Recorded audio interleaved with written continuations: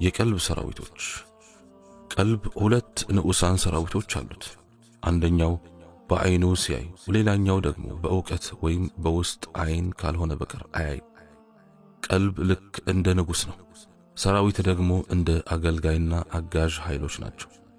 የሰራዊት ትርጉምም ይኸው ነው። በአይን የሚያዩ ሰራዊቶቹ የሚባሉት እጅ፣ እግር፣ አይን፣ ጆሮ፣ ምላስና ሌሎች የሚታዩና የማይታዩ የሰውነት ክፍሎች ናቸው። እነኚህ ሁሉም የቀልብ አገልጋዮችና ለእርሱ የተገሩ ናቸው። እሱን የሚታዘዙ ሆነው የተፈጠሩ ናቸው። ሊቃረኑት አይችሉም። አይንን ተገለጥ ብሎ ካዘዘው ይከፈታል። እግርን ተራመድ ካለው ይንቀሳቀሳል። የቀልብ ሰራዊቶች በአጠቃላይ 3 አይነት ናቸው። የሚቀሰቅስና የሚያነሳሳ ነው። ይህም አንድም የሆነ መሻትን ለማስፈጸም፣ ለምሳሌ የስሜት ፍላጎትን ለማሳካት ወይም ደግሞ መጥፎ ነገር ለማስወገድ፣ ለምሳሌ ቁጣን። የዚህ መነሻው ደግሞ ፍላጎት ነው። ሁለተኛ፣ እነኚህን ነገሮች ለመፈጸም የአካል ክፍሎችን የሚያንቀሳቅሰው ነው። ለዚህ ደግሞ የሚገፋፋው ችሎታ ወይም አቅም ነው። እነኚህ በሰውነት ክፍሎቻችን ውስጥ የተሰማሩ ሰራዊቶች ናቸው። በተለይ በጡንቻዎች፣ የደም ስሮችና ጅማቶች ውስጥ። ሶስተኛ፣ እንደ ሰላይ ወይም አሳሽ ሁሉ ነገሮችን በመገንዘብና በማስተዋል የሚደረስበት ነው።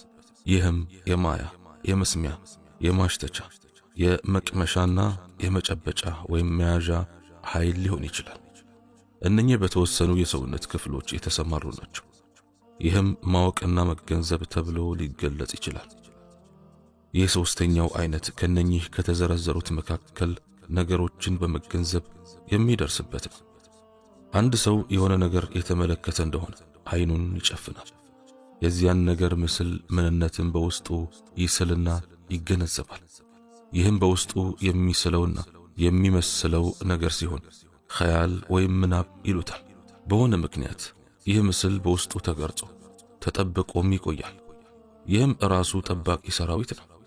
ከዚያም ያንን በውስጡ ጠብቆ ያቆየውን ነገር ያስባል፣ ያሰላስላል። ሌሎች ምስሎችንና ሐሳቦችንም በሐሳቡ ይጨምርባቸዋል። ከዚያም የዘነጋውን ነገር ጭምር ያስታውስና ወደዚያም ይመለሳል። ቀጥሎም በምናብ የሚጨበጡ የሆኑለትን ሁነቶች በማደራጀት ከተመሳሳይ ሐሳቦች ጋር አንድ ላይ ይሰበስባቸዋል። ተመሳሳይ የሆነ የሚዳሰስ ወይም የሚጨበጥ ነገር በውስጥ የሳለውና የተመሰለው ነገር፣ ስለዚያ ነገር ማምሰልሰል፣ ማስታወስና በውስጥ ጠብቆ የማቆየት ሁኔታ አለ። አላህ ነገሮችን በውስጥ ጠብቆ ማቆየትን ወይም ሒፍዝ፣ የማሰላሰልን፣ የማስታወስንና እንዲያ መሰሉን ነገር በምናብ የመሳልን ኃይል ባይፈጥር ኑሮ እጅና እግር ከእርሱ ባዶ እንደሆነው ሁሉ አንጎልም ወና በሆነ ነበር። እነኚህ ኃይሎች የውስጥ ሰራዊቶች ናቸው። ቦታቸውም ውስጥ ነው፣ ድብቅና የማይታይ። እነኚህ እንግዲህ የቀልብ ሰራዊት አይነቶች ናቸው። ተራው ሰው ይረዳው ዘንድ ብለን እነኚህ ነገሮች በምሳሌ ማስቀመጡ ያታክታል፣ ጊዜ ይወስዳል። የዚህ ትምህርት ዓላማ የነቁና የበቁ ዓሊሞች እንዲጠቀሙበት ነው። ነገር ግን አላዋቂዎችም ቢሆኑ ይጠቀሙበት ዘንድ ለግንዛቤ የሚቀርቡ ምሳሌዎችን እናስቀምጣለን። የቁጣና የስሜት ሰራዊት ለቀልብ ሙሉ በሙሉ በሆነ መልኩ ታዛዥ ሊሆኑ ይችላሉ። ይህ መሆኑ ደግሞ እሱ መሄድ በሚፈልግበት መንገድ ላይ ያግዘዋል። እሱ መሄድ ወደሚያስብበት መንገድ ላይም ቅንጅታቸው ይሰምራል። አንዳንዴ ደግሞ እስኪቆጣጠሩትና ባሪያው እስኪያደርጉት ድረስ የእምቢተኝነትና የአመፀኝነትን ሁኔታ ሊያንጸባርቁበት ይችላሉ።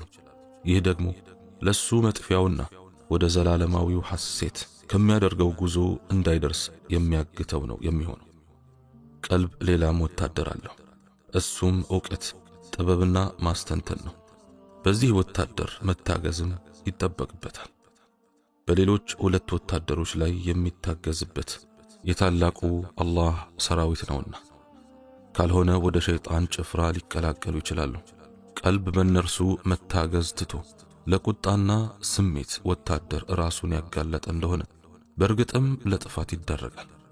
ግልጽ የሆነ ክስረትንም ይከስራል። ይህ የብዙ ፍጡራን እውነታ ነው። አእምሮዎቻቸው ለስሜቶቻቸው የተገሩ ናቸው። ደመ ነፍሳዊ ስሜቶቻቸውን ለመወጣት ይጠቀሙባቸዋል። አእምሮ ባልቻለውና ከአቅሙ በላይ በሆነው ነገር ላይ ስሜት በአእምሮአቸው መገራት ነበረበት። ይህንን ለማስረዳት ሁለት ምሳሌዎችን እንጠቀም። የመጀመሪያው ምሳሌ ሰውነት እንደ አንድ ከተማ ነው። አእምሮ ወይም ነገሮችን የሚገነዘበው ከሰው ልጅ አፈጣጠር ውስጥ ሁሉን ነገር እንደሚያስተናብር ንጉሥ ነው።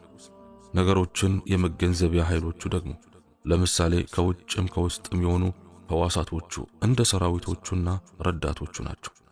የሰውነት ክፍሎቹ እንደ ጠባቂዎቹ ናቸው። ስሜትንና ቁጣን የተላበሰችው በክፉ የምታነሳሳው ነፍስ ደግሞ ግዛቱን እንደሚቀናቀነውና የሚያስተዳድረውን ማህበረሰብ ሊያጠፋበት እንደሚሮጥ ጠላት ያለች ናት። ስለሆነም ሰውነቱ እንደ ምሽግና መከላከያ ምሰሶ፣ ነፍሱ ደግሞ ጠባቂ በውስጡ እንዳለ ነዋሪ ናት። እሱ ታግሎ ጠላቱን በሚፈልገው መልኩ ያሸነፈውና የሰበረው እንደሆነ ውጤቱ ይመሰገናል፣ የሚወደስ ይሆናል። ምሽጉን የጣለና የሚያስተዳድራቸውንም አካላት ያስጠቃ እንደሆነ በውጤቱ ይተቻል፣ ይወቀሳል።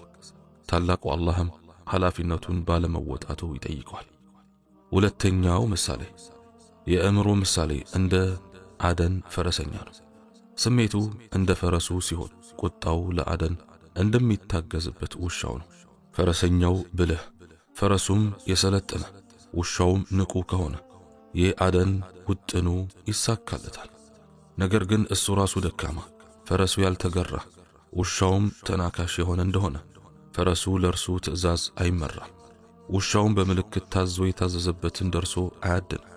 የሚፈልገውን ከማግኘት ይልቅ ሐሳቡ ሁሉ የከሸፈበት ነው የሚሆነው። የፈረሱ ደካማነት ምሳሌው እንደ ሰው ልጅ መሃይምነት፣ የጥበቡን ድክመት፣ የእውቀቱን ቁንጽልነት ነው። የፈረሱ ሁኔታ በስሜት መሸነፍን ነው የሚያመላክተው፣ በተለይ የሆድና ስጋዊ ስሜት። የውሻው ተናካሽነት ደግሞ የቁጣን የበላይነት፣ ቀልብን ከመቆጣጠር ሁኔታ ጋር የሚመሳሰል ነው። አላህ ስብሓነሁ ወተዓላ እኔ በተናገርኩት እናንተም በሰማችሁት የምንጠቀም ያድርገን። سبحانك اللهم وبحمدك أشهد أن لا إله إلا أنت أستغفرك وأتوب إليك وآخر دعوانا أن الحمد لله رب العالمين والسلام عليكم ورحمة الله وبركاته.